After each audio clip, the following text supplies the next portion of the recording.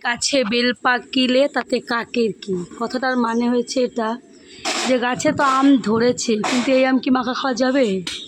কিন্তু কিছু করার নেই, আম দেখে তো সবার জিভে জল, তো আম তো খেতেই হবে। আম মাখার প্রস্তুতি চলছে, শুভ আমগুলো বসে বসে ছুললো। আর এই দেখো আম কেটে নিয়েছে, আর আম মাখার চারিদিকটা দেখো কত সুন্দর।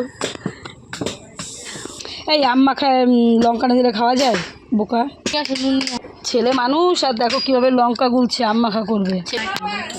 লঙ্কা ভেঙে হাত জ্বালা করবে, এটাকে ট্রেনিং দিয়ে রাখ, কারণ কি তোর বউ তো লঙ্কা বাটতে চাইবে না, না আমাকেই বাটতে হবে। একদম ঠিক। এমনি ওষুধ খাচ্ছি না, তাহলে কতগুলো দিতে খাবে না? খাও না।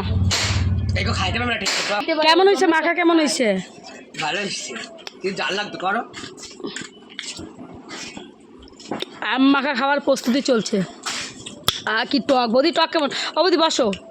তো কচি আম কেউ মাখা করে? শুভ কি করলি তুই আমগুলো পেরে? কেন ভালো তো লাগছে আমগুলো খেতে, সেই স্বাদ। সেই স্বাদ, একটু নুন একটু সেই স্বাদ খেতে, সেই স্বাদ। আম মাখা তো স্বাদ লাগবেই, টক বলে কথা। মনের মানুষ ত্যাগ করছে, টক তো একটু খেতে হবেই। আয় নিয়ে যা আম মাখা, নিয়ে যা। আস্তে আস্তে আমগুলো খেয়ে লঙ্কাগুলো পড়ে আছে। টাটা।